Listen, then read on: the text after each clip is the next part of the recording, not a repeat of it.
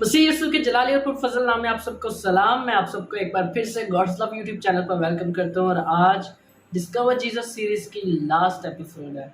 मैं ये जानता हूँ कि यीशु को जानने का सफ़र नहीं रुकता, लेकिन जो सीरीज़ हमने शुरू की थी कि हम चंद बुनियादी नबूवतों को देख रहे थे और उन नबूवतों में से देख रहे थे कि किस तरह से यीशु की ज़िंदगी में यीशु ने पूरी की। ठीक है, यीशु ने अपने लाइफ टाइम में जो ज़मीन पर उसने गुजारा उसने पूरी की, तो हम उनको देख रहे थे। और हम लास्ट एपिसोड के अंदर देखने जा रहे हैं कि कैसे एक बादशाह कुचला जाता है। ठीक है, हम देखेंगे कि क्या वाकई ऐसा हो सकता है कि एक बादशाहों का बादशाह जो है वो कुचला गया और सिर्फ हमारे लिए कुचला गया। तो दोस्तों, उसको जाने से पहले गॉड्स लव यूट्यूब चैनल को जरूर सब्सक्राइब कीजिएगा, क्योंकि आप इसके जरिए से सीखेंगे कि खुदा की मोहब्बत किस तरह से उसके बेटे यीशु मसीह के जरिए से हम पर जाहिर हुई। तो चले अपने हवाला की तरफ बढ़ते हैं। ये है यूसुफ नबी की किताब, उसका 19 बाब और उसकी 23 आयत से हम पढ़ना शुरू करेंगे और उसकी 27 आयत तक हम इसको पढ़ेंगे। आगे बहुत सारे हवाले हैं जो मैं आपके सामने रखने जा रहा हूँ, तो चले पढ़ते हैं। यहाँ पर लिखा है यूसुफ नबी की किताब 19 बाब 23 आयत से 27 आयत तक। यहाँ लिखा है, काश के मेरी बातें अब लिख ली जाती, काश के वो किसी किताब में कलम बंद होती, काश के वो लोहे के कलम और शीशे से हमेशा के लिए चट्टान पर कुंदा की जाती। लेकिन मैं जानता हूँ कि मेरा मखलसी देने वाला जिंदा है और आखिरकार वो जमीन पर खड़ा होगा, और अपनी खाल के इस तरह बर्बाद हो जाने के बाद भी मैं अपने इस जिस्म में से खुदा को देखूंगा जिसे मैं खुद देखूंगा। अय्यूब नबी कहता है कि मैं उसे खुद देखूंगा और मेरी ही आंखें देखेंगी, ना कि बेगाना की। मेरे गुर्दे मेरे अंदर फना हो गए हैं। आमीन। अच्छा, अब देखिए कि यहाँ पर अय्यूब नबी जो है वो यीशु के ताल्लुक से बात कर रहे हैं। ठीक है, वो कह रहे हैं काश के लोहे के कलम और शीशे से हमेशा के लिए चट्टान पर खुदा की जाती। वो कौन सी बात है? वो यीशु की बात है। यीशु चाहता था कि वो इस तरह से इम्प्रिंट हो जाए कि लोग आते जाते उसको जाने। ठीक है, वो चाहता था कि लोग बदलें, उसकी बातों से बदलें, और बहुत सारे लोग बदले भी। ठीक है, खास तौर पे वो 12 जो उसके साथ रहते थे, और फिर बाद में वो 120 की जमात जो बालाखाना में थी, वो उन्हीं बातों के नतीजा के बायस लोग उसको हासिल करते हैं जो यीशु ने उनसे की थी। ठीक है, काश के मेरी बातें अब लिख ली जाती।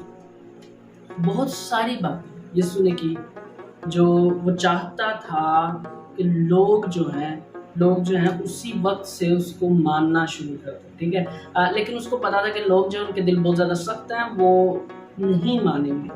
ठीक है, आगे लिखा, लेकिन मैं जानता हूँ कि मेरा मखलसी देने वाला जिंदा है, हमारा यीशु जिंदा है। हमें उसके लिए नारे लगाने की ज़रूरत है। लेकिन आज कई बार हम ऐसे पेश करते हैं यीशु को कि जैसे यीशु मुर्दा है हमारे लिए और हमारा मखलसी देने वाला मौजूद ही नहीं। हम उसको पहचान ही नहीं पाते, हम उसको एक्सप्रेस नहीं कर पाते, और आखिरकार वो जमीन पर खड़ा होगा जब वो जमीन को फाड़ देगा। और उसने फाड़ दिया, उसने उस कब्र को चीर दिया, उसने उसको फाड़ कर वो बाहर निकला और वो अपने पूरे जलाल के साथ जाहिर हुआ। ये एक बड़ी बात है, वो पूरे जलाल के साथ जाहिर हुआ ताकि हमें भी जलाली बनाए। ठीक है, वो जलाली इसलिए बना, उसने मौत को इसलिए हराया ताकि हमें जिंदगी दे और हमें दिखाए कि किस तरह से बाप के बच्चे बना जाता है।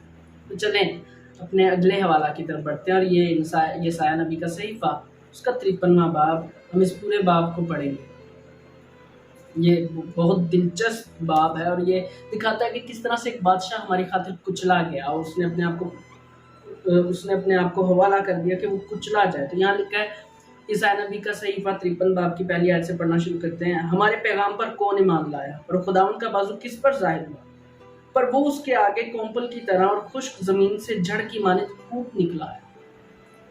ना उसकी कोई शक्लो सूरत है, ना खूबसूरती, और जब हम उस पर निगाह करें तो कुछ हुस्न जमाल नहीं कि हम उसके मुश्ताक हो।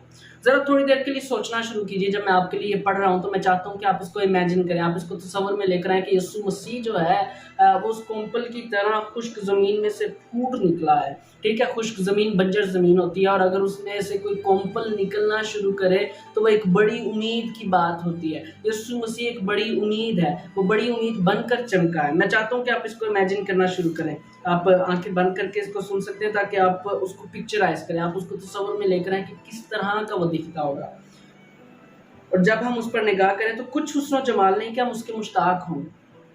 لیکن کئی بار ہم اس کی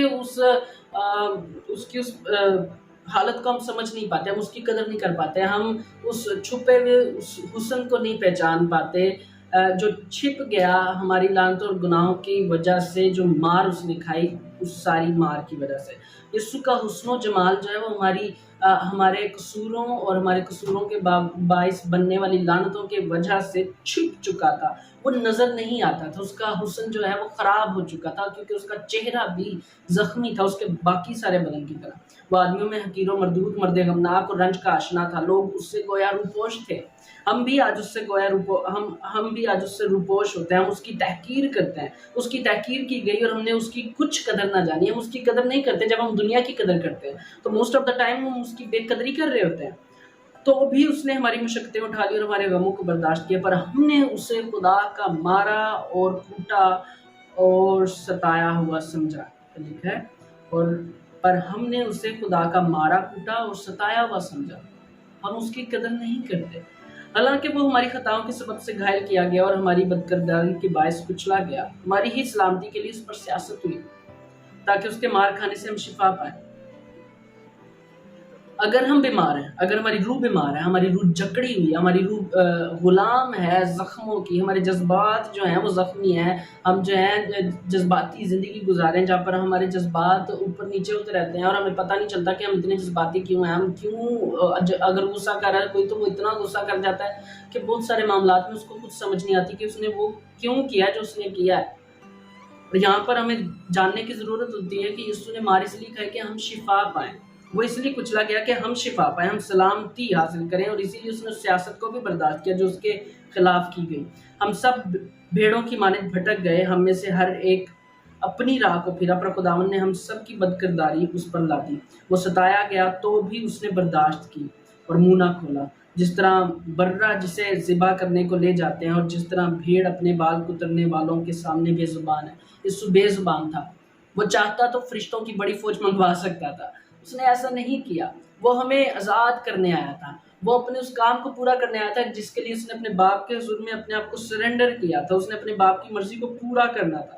وہ ستایا گیا تو بھی اس نے برداشت کر منہ نہ کھولا۔ یہ بہت خاص بات ہے، ہمیں کوئی ستاتا ہے تو ہم یسوع کو بھول جاتے ہیں اور ہم اتنا زیادہ ریئیکشن کر جاتے ہیں، اتنا زیادہ رد عمل دکھاتے ہیں کہ ہم بھول جاتے ہیں کہ ہم کسی وقت میں یسوع کے ساتھ چلے ہیں۔ یسوع نے رد عمل نہیں دکھایا، وہ خاموش تھا، اس نے برداشت کی۔ وہ ظلم کر کے اور فتویٰ لگا کر اسے لے گئے، پر اس کے زمانہ کے لوگوں میں سے کسی نے خیال کیا کہ وہ زندوں کی زمین سے کاٹ ڈالا گیا، پر اس کے زمانہ کے لوگوں میں سے کس نے خیال کیا؟ کسی نے بھی خیال نہیں کیا کہ وہ جو ہے وہ ہماری خاطر موت کو قبول کر رہا ہے۔ میرے لوگوں کی خطاؤں کے سبب سے اس پر مار پڑی، اس کی قبر بھی شریروں کے درمیان ٹھہرائی گئی، اور وہ اپنی موت میں دولت مندوں کے ساتھ ہوا، حالانکہ اس نے کسی طرح کا ظلم نہ کیا۔ یسوع کو جس شخص نے کہا کہ یہ میری قبر میں یسوع کو رکھا جائے، وہ شخص ایک امیر شخص تھا اور وہ اس کی خاندانی قبر تھی، اور جب آپ جوش ہسٹری کو پڑھتے ہیں تو آپ کو پتہ چلتا ہے کہ وہ قبریں جو ہوتی تھیں وہ ایسے ہوتی تھی کہ ایک پورے پہاڑ کو، یا آپ کہہ سکتے ہو کہ ایک چھوٹے پہاڑ کو خریدا جاتا تھا اور اس کے اندر اوپر نیچے خانے بنائے جاتے تھے جہاں پر لاشوں کو رکھا جاتا تھا، تو خاندان کے لوگوں کو وہاں پر رکھتے تھے، اور اسی لیے یہاں پر لکھا ہے کہ اس کی قبر بھی شریروں کے درمیان ٹھہرائی گئی اور وہ اپنی موت میں دولت مندوں کے ساتھ ملی، حالانکہ اس نے کسی طرح کا ظلم نہ کیا اور اس کے منہ میں ہرگز چھل نہ تھا، لیکن خداوند کو پسند آیا کہ اسے کچلے، اس نے اسے غمگین کیا۔ خدا کو یہ پسند آیا، کیوں خدا کو یہ پسند آیا؟ کیونکہ یسوع کو وہ کچل کر ہمیں ریسٹور کرنے والا تھا، وہ ہمیں بحال کرنے والا تھا۔ اسی لیے ہم اپنی ڈسکور جیزس سیریز کی جو لاسٹ ایپیسوڈ ہے اس کے اندر یہ بات کر رہے ہیں، کیونکہ ہمیں یہ جاننے کی ضرورت ہے کہ وہ ہماری خاطر کچلا گیا، وہ ہماری خاطر اپنے آپ کو پیش کر دیتا ہے۔ جب اس کی جان گناہ کی قربانی کے لیے گزرانی جائے گی تو وہ اپنی نسل کو دیکھے گا۔ اچھا، اب جب آپ اس کو پڑھتے ہیں انگلش ورژن میں پڑھتے ہیں تو آپ کو پتہ چلتا ہے کہ یہ ان لوگوں کی بات ہو رہی ہے جو یسوع کے خون، اس کی قربانی اور اس کے بدن کے ٹوٹنے کی وجہ سے ریسٹور کیے گئے ہیں، جو بحال کیے گئے ہیں۔ اس کی عمر دراز ہوگی اور خداوند کی مرضی اس کے ہاتھ کے وسیلہ سے پوری ہوگی۔ اور یسوع نے یہی کیا باغ گتسمنی کے اندر. ہم جب غم زدہ ہوتے ہیں، جب ہم بہت زیادہ دکھی ہوتے ہیں، جب ہم بہت زیادہ بوجھ کو محسوس کر رہے ہوتے ہیں، تو وہی وقت ہوتا ہے جہاں پر ہم خدا کی نافرمانی کرتے ہیں. لیکن یسوع جب غم زدہ تھا، جب وہ ٹوٹا ہوا تھا، جب وہ بہت زیادہ تکلیف میں تھا، وہ اس بات کو محسوس کر رہا تھا کہ وقت آ رہا ہے جہاں پر وہ جو ہے وہ اپنے آپ کو ٹوٹنے کے لیے پیش کرے گا، جہاں پر وہ اپنے آپ کو پیش کرے گا کہ اس کو کچلا جائے. وہ تب بھی پیسفل تھا، اور وہاں پر بھی وہ خدا کے حضور میں اپنی مرضی کو سرنڈر کرتا ہے، اور وہ اس کی فرما برداری کرتا ہے. اپنی جان ہی کا دکھ اٹھا کر وہ اسے دیکھے گا اور سیر ہوگا. کسے دیکھے گا؟ ان لوگوں کو جن کو اس کے کام کی وجہ سے بچا لیا گیا.